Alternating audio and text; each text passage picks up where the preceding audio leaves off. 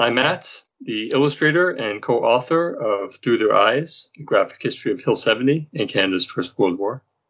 And I'm Robert Engen, co-creator of Through Their Eyes. And you're listening to True North Country Comics Podcast.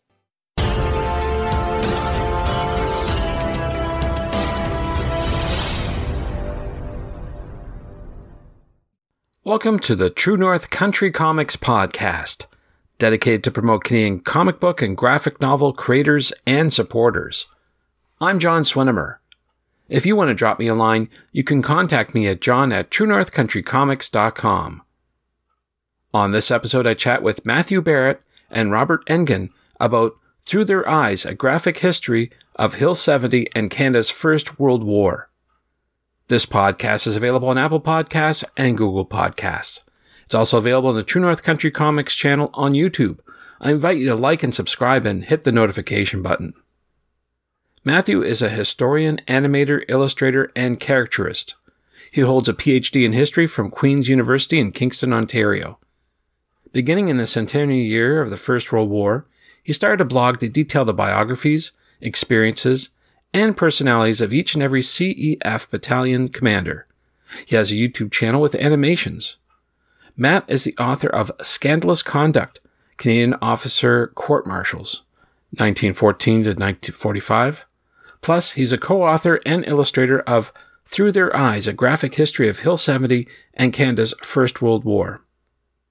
Robert is the author of two books, Canadians Under Fire, Infantry Effectiveness in the Second World War, and Strangers in Arms, Combat Motivation in the Canadian Army.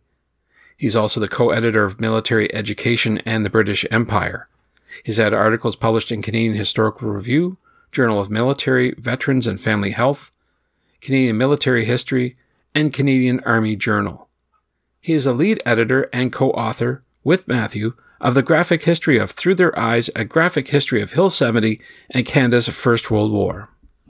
Through Their Eyes recounts the summer of 1917, when Canadian troops had captured Vimy Ridge, but Allied defenses had stalled across many fronts of the Great War. To help break the stalemate of trench warfare, Canadian Corps Commander Lieutenant General Arthur Currie was tasked with capturing Hill 70, a German stronghold near the French town of Lens.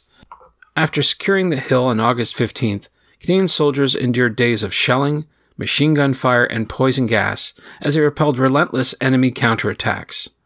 Through Their Eyes depicts this remarkable but costly victory in a unique way. With full-color graphic artwork and detailed illustration, Matthew Barrett and Robert Engen picture the battle from different perspectives. Currie's strategic view at high command, a junior officer's experience at the platoon level, and the vantage points of many lesser-known Canadian soldiers who made the ultimate sacrifice. This innovative graphic history invites readers to imagine the First World War through the eyes of those who lived it, and to think more deeply about how we visualize and remember the past. Combining outstanding original art and thought-provoking commentary, Through Their Eyes uncovers the fascinating stories behind this battle while creatively expanding the ways that history is shared and represented. And so, without further ado, here's my chat with Matthew Barrett and Robert Engen about Through Their Eyes, A Graphic History of Hill 70 and Canada's First World War. So Matthew Barrett and Robert Engen, thank you very much for taking time to chat with me. Before we get started, I want to ask you each, what was the first comic book that you read? And maybe I'll ask Matt to go first. I would say the first comic books I read were kind of the typical superhero stuff, Spider-Man, that sort of thing. But ultimately, I wasn't a huge fan of comic books. I liked them, but I didn't have a huge collection of them. For me, I always just liked the idea of drawing, and I've always had an interest in drawing. And from a young age, I created my own comic books kind of based on those superhero comics. I created like my own Spider-Man, that sort of thing. So I was always drawn to the idea of creating comics as much as I was to reading them. Cool. How about you, Robert? What was your first comic book?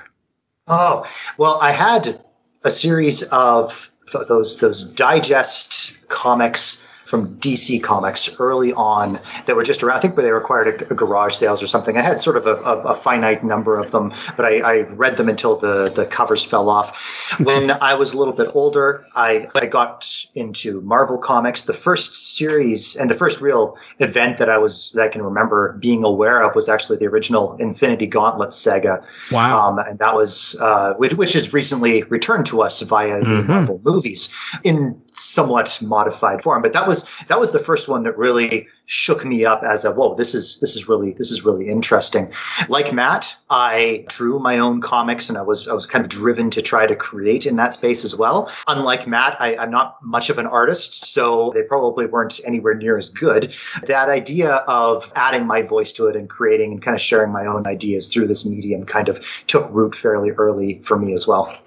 Great. So with that in mind now, that was certainly growing up some great comic books to read, but I'm wondering who or what inspires you to create today?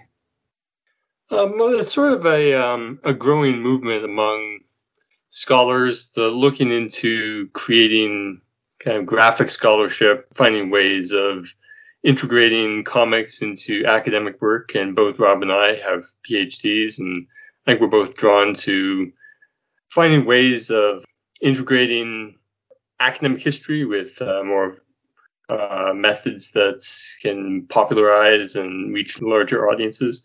So there's been a few artists and authors in recent years who created these graphic histories. There's one on the American Civil War, whose the authors and artists' names aren't with me at the exact moment, but that was created just a couple of years ago.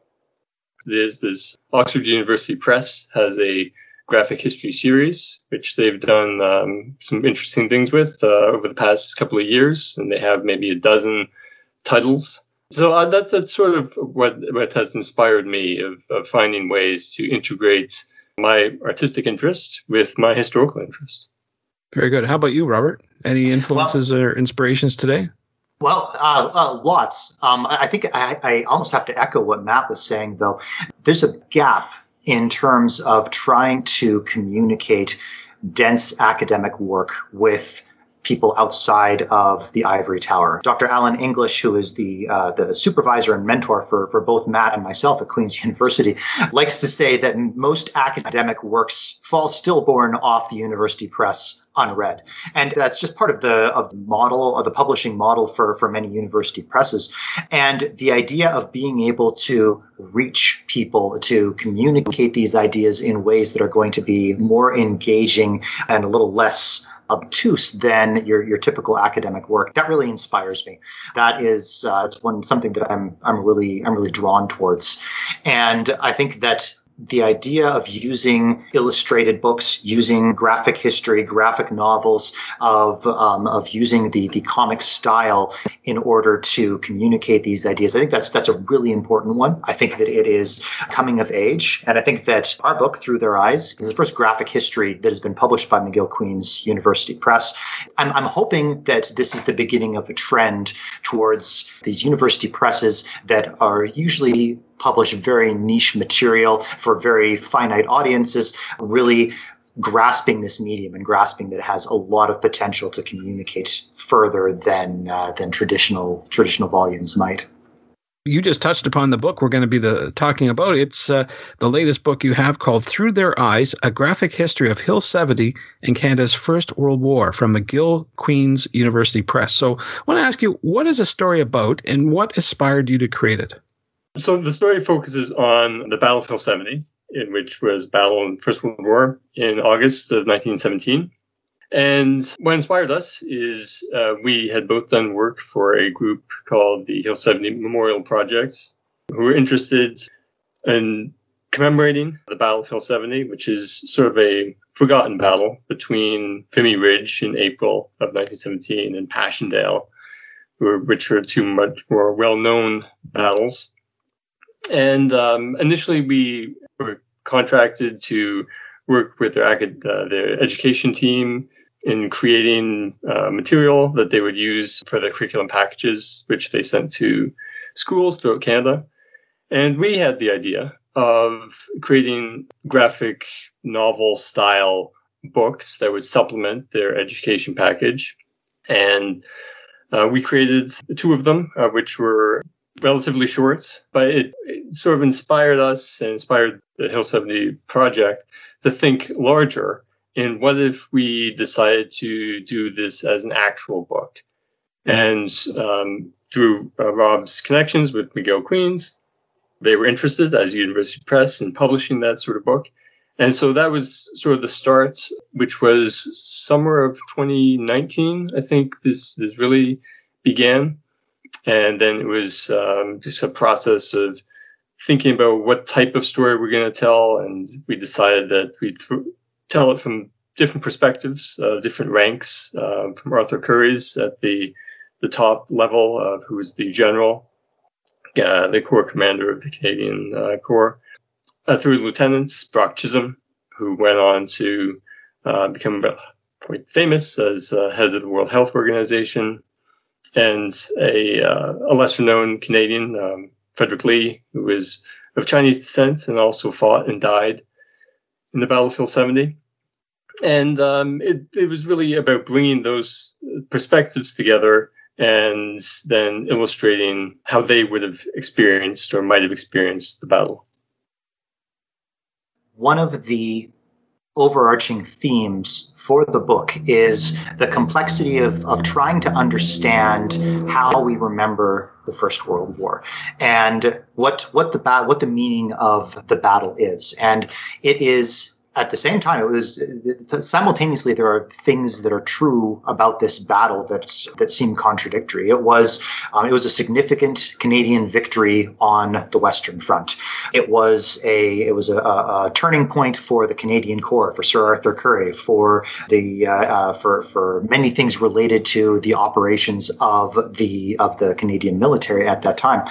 At the same time, it was, from our current viewpoint, it was almost monstrously indecisive. And it was a huge amount of blood and a huge number of lives were spent to capture a hill, a small rise in the terrain that is now a traffic circle, that is in no way a particularly tactical looking piece of ground anymore. And thousands of people gave their lives for a limited gain, a very limited objective here.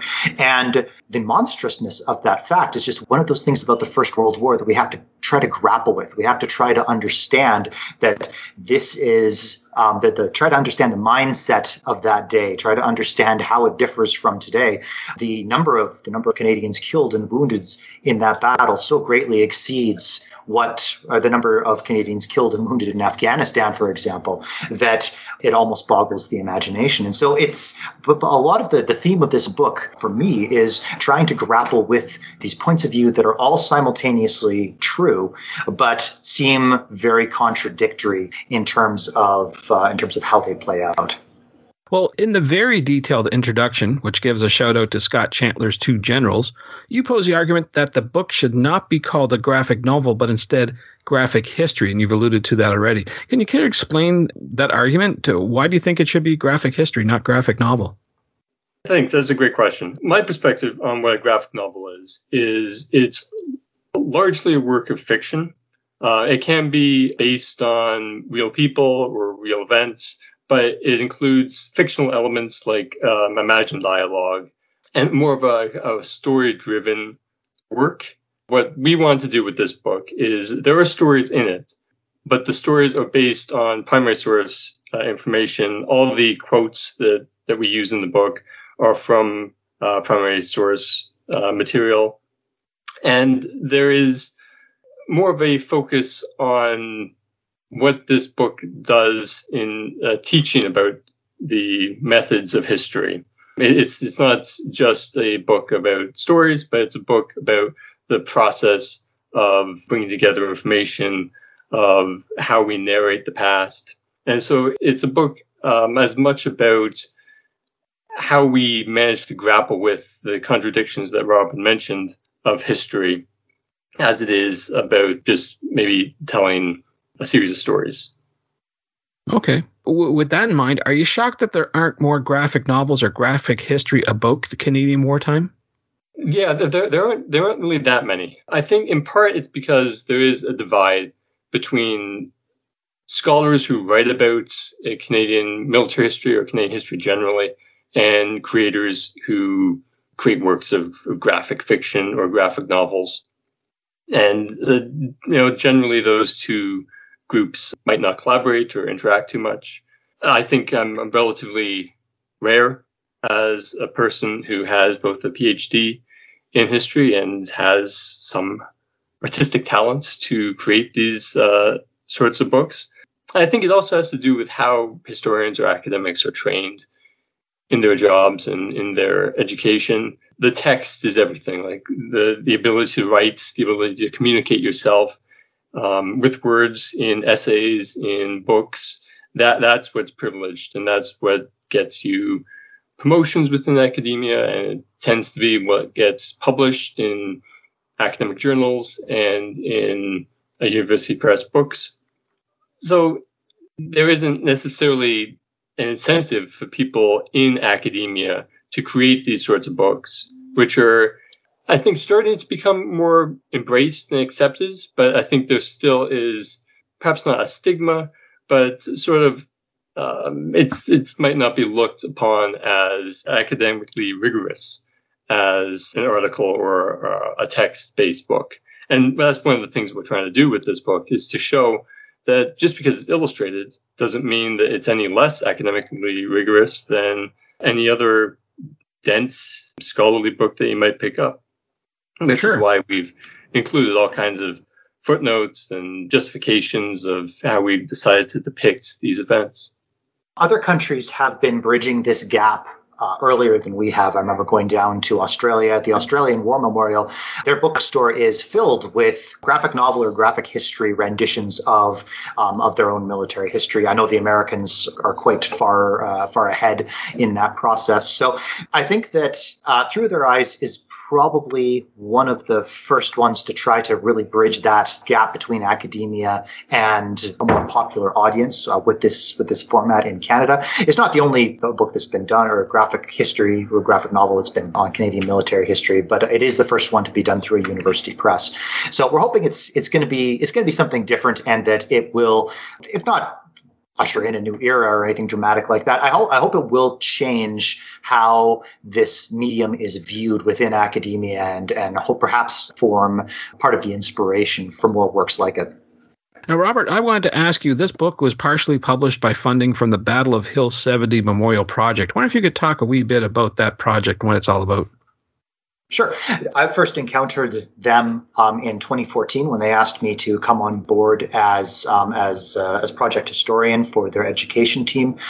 This was a really ambitious project that was meant to fill the gap in knowledge and commemoration and appreciation for the Battle of Hill 70. As Matt mentioned, this was a battle that occurred in the middle of 1917 that was overshadowed by better known engagements on either side of it, but that formed a really central part of the development of the Canadian Corps in terms of its staff capabilities, in terms of its tactical prowess, in terms of its ability to conduct semi-independent operations as a part of the larger British Expeditionary Force.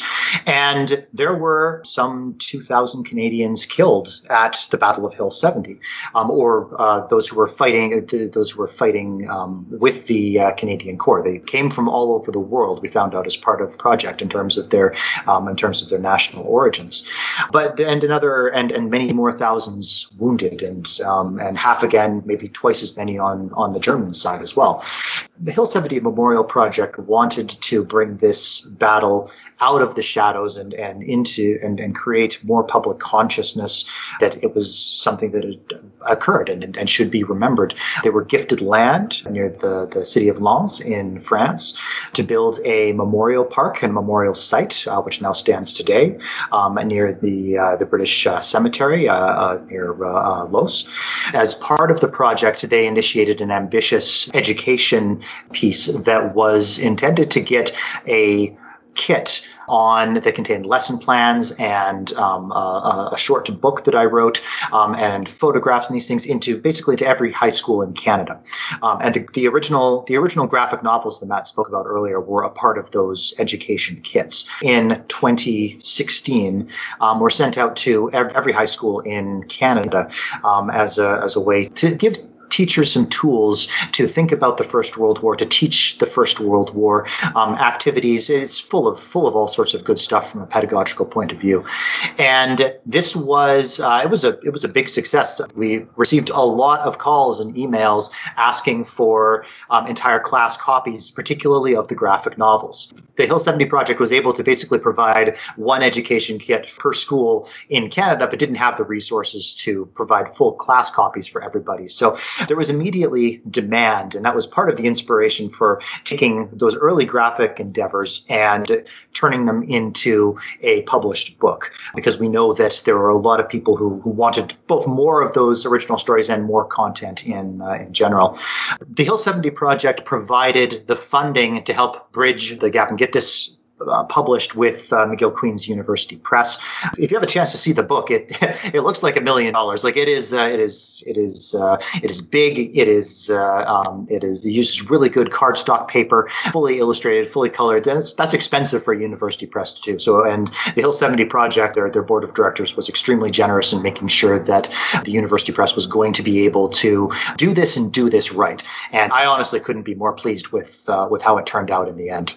So the Hill 70 Project, the commemoration of the 100th anniversary of the battle was done, and the site in France was opened in 2017. But the project continues and is involved in a number of different outreach and other initiatives now that link back both to Through Their Eyes and to the site, but also to the education aspect of their mission.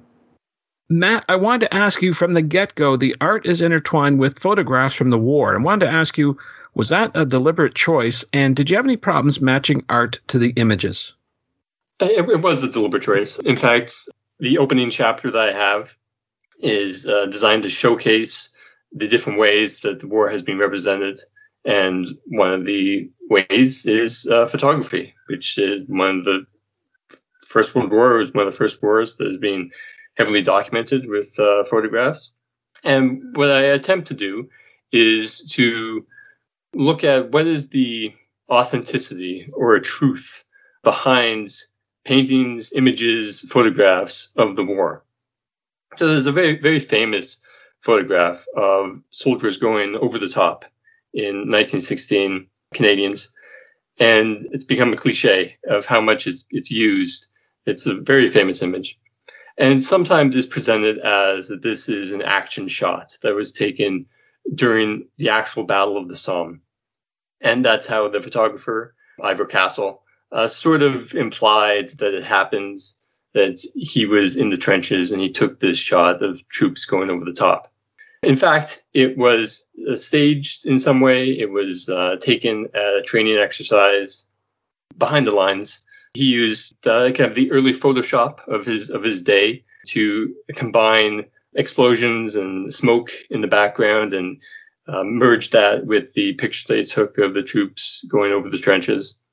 And that image is sometimes used as an example of you can't necessarily believe what you see, even if it's a photograph.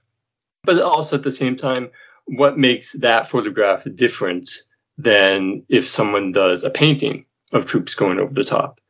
They're both, in a sense, being imagined, but the photograph, it seems to convey a greater authenticity, and therefore when we learn that, oh, this actually didn't take place in battle, it seems easier to say that, oh, that was faked.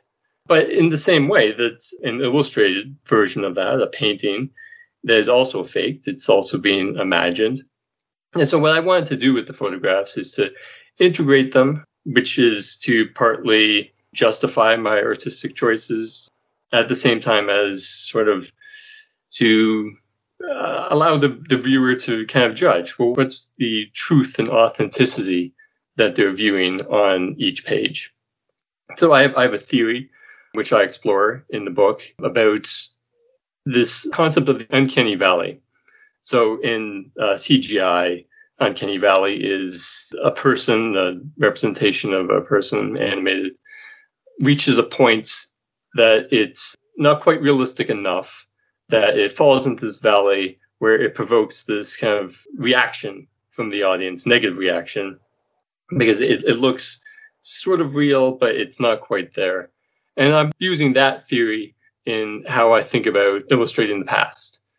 That there's a certain level of detail that you try to convey in every picture that you draw, but it does reach a point where you can't capture the authenticity of the past. You can try to have as many details as you can, but it reaches a point where it's obviously not a accurate representation of what happened because we weren't there to see it.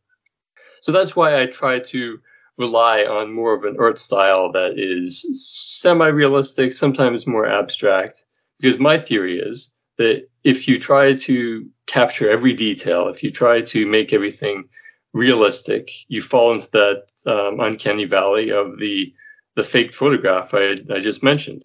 That it may look ultra realistic, but it provokes a reaction in the audience of that they know this is faked because it's attempting to purports to be the truth when it's not. Yeah, that's sort of why I try to integrate actual photographs with my artistic representations. Very good. I'd like to point out there's a meta reference on page 39 where you include the cover of your own book. Wondering what was the meaning of that? Was that sort of like an in-joke? In part, it was an in-joke. In part, in that section, I'm quoting Arthur Currie, who was the general in charge of the Canadian Corps during the battle.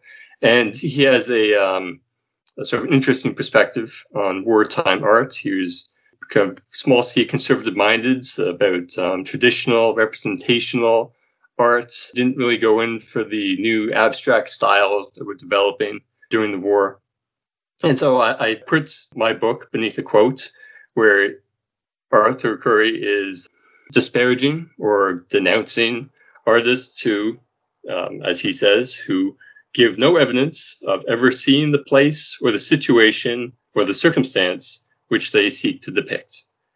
And I put my book underneath that quote, acknowledging that I am depicting events and wartime context and battles that I have never experienced, that I have not seen, and just as kind of acknowledgement that this is a work that's attempting to be truthful, but there is requirement of certain fictionalization and imagination in how I decide to represent the past.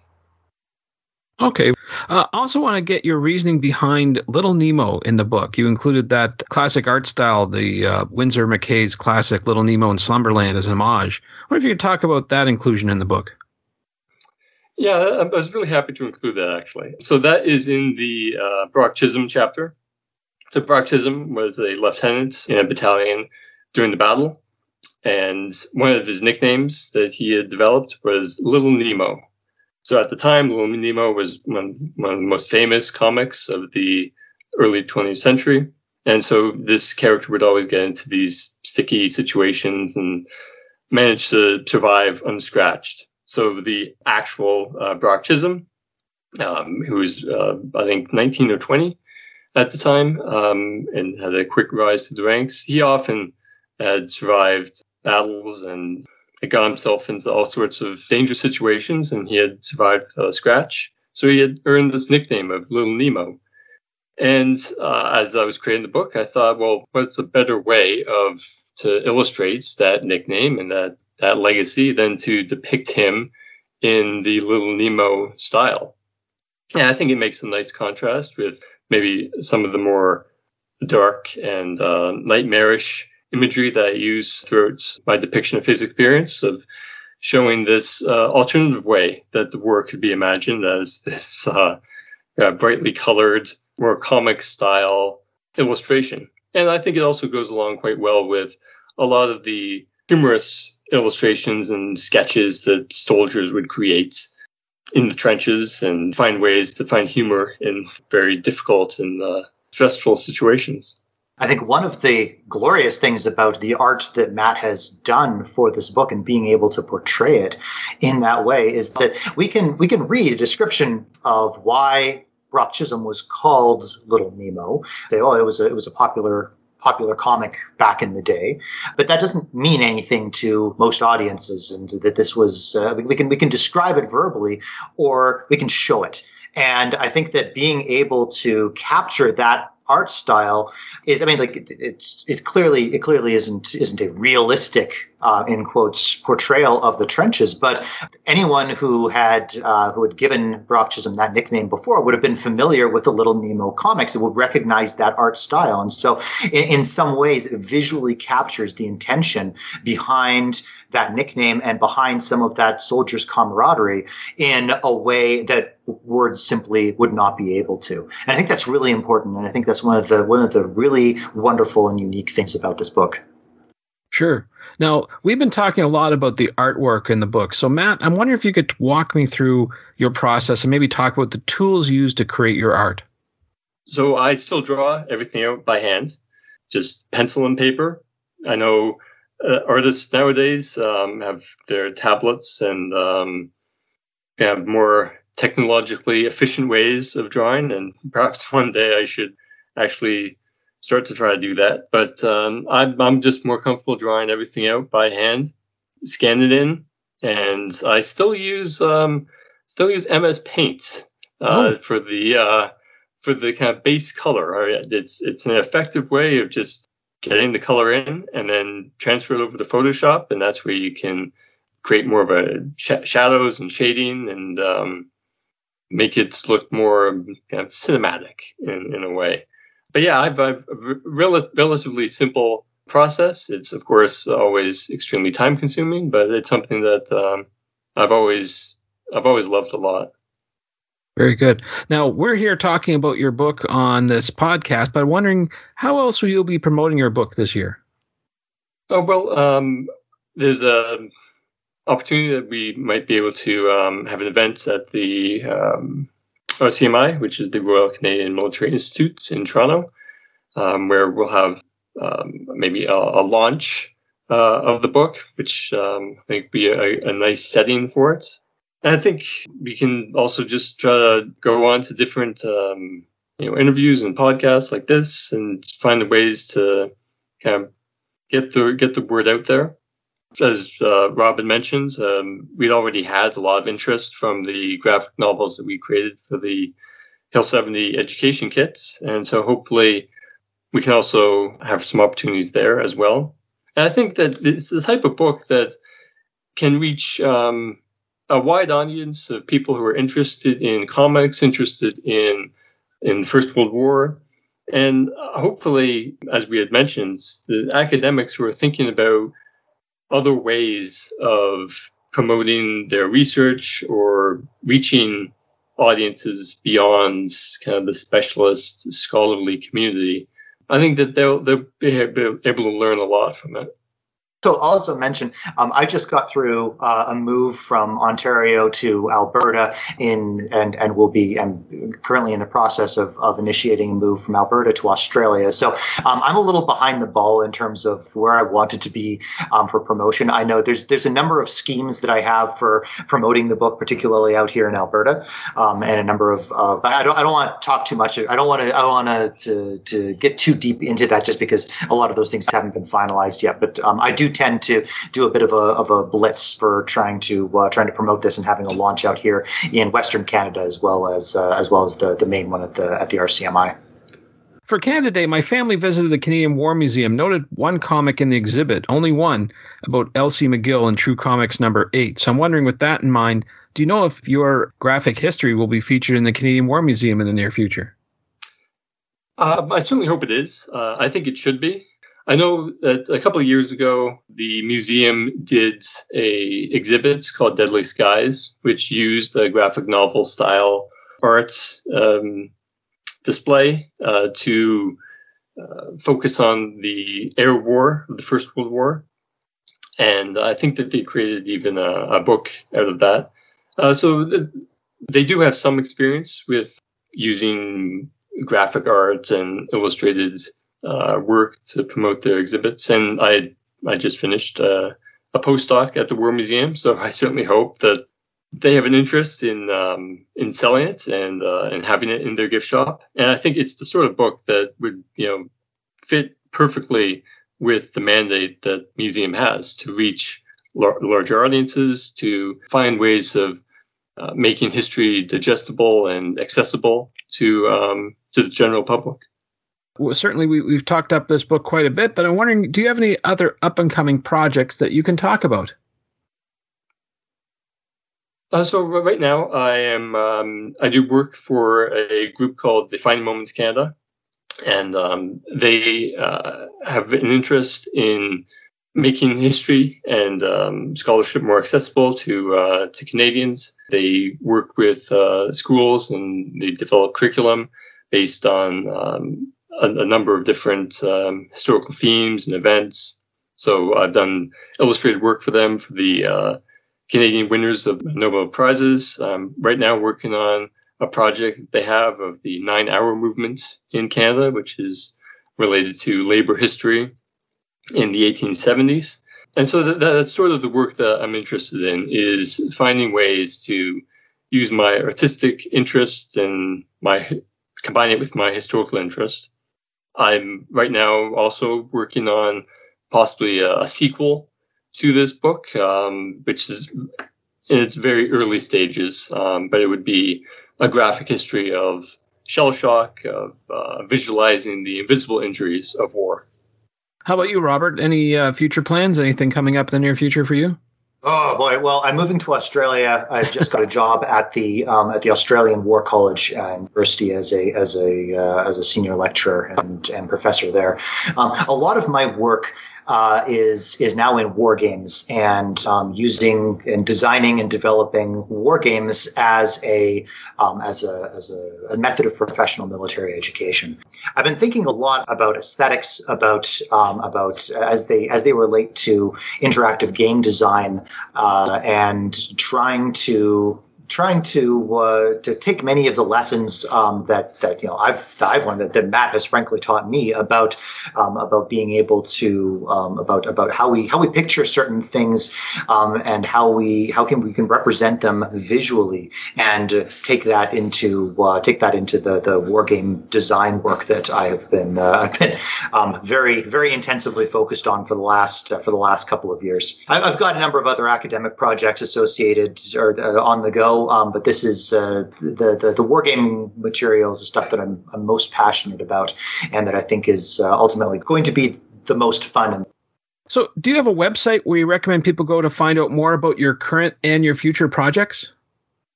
So I have a website, just simply MatthewKBarrett.com. It's called World War Graphic History. And what I do on that site is I have different profiles of First World War battalion commanders, and occasionally I include some short comics that I've created of the First World War, sort of some previews of the type of work that you might see in this book. When you mentioned before about different ideas for promotion, I've dabbled in animation and so created a trailer for the book, some of those shorts, animated features that hopefully people want to check out and get them interested in looking into our work further and buying the book. Sure. How about you, Robert? Any website that you'd recommend people go to? Well, I have a website too, RobertEngen.ca. Mine isn't as exciting as Matt's. It's mostly a bit of a repository for a series of articles and reviews focused on the idea, actually, of artificial intelligence in future war that I've been developing as something of a sideline over the last few years. Ever since the pandemic started and my work on wargaming really geared up, I have not been able to update it as frequently. But there are links and connections to the other work that I've done. I actually need to put the link to Through Their Eyes up on that website now. And if you're interested in some of the other material that I've been currently working on, then it is at the very least a first place to go. Thanks to Matthew and Robert for the chat. You can discover more about Matthew at MatthewKBarrett.com, and that's Barrett as Barrett, And you can discover more about Robert at RobertEngen.ca, and that's Engen. And thanks to you for listening to the True North Country Comics podcast. If you haven't done so already, please subscribe to and like this podcast on Apple Podcasts, and please leave a good rating. Also check out the TrueNorthCountryComics.com website and follow along on Twitter at True North Comics. True North Country Comics is now on YouTube. Please like and subscribe to that video channel. Hit the notification button as well. Please send your feedback to John at TrueNorthCountryComics.com. Thanks again for listening, and come back soon for another episode. Bye for now. True North Country Comics Podcast is copyright True North Country Comics, copyright 2022.